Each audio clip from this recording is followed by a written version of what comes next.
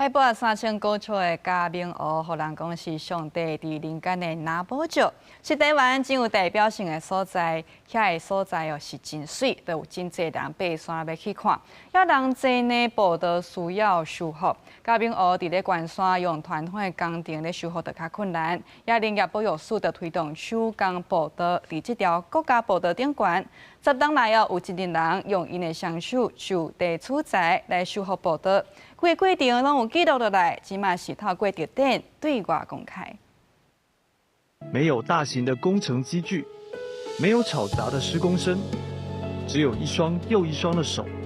志工用双手来修复嘉明湖国家步道，顺应地形，用人工来保护生态。这是林业保育署结合山友甲学者斗阵推动的修复行动。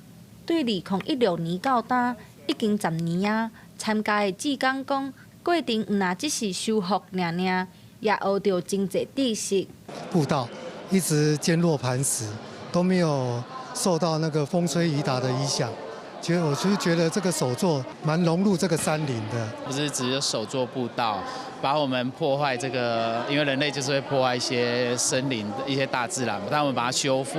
但我觉得其吸收到更多的能量。嘉明湖伫海拔3000公尺悬，步道超过12公里长。步道维护拢是靠志工甲山友合作，一人派1公斤角土石、建材派去山顶。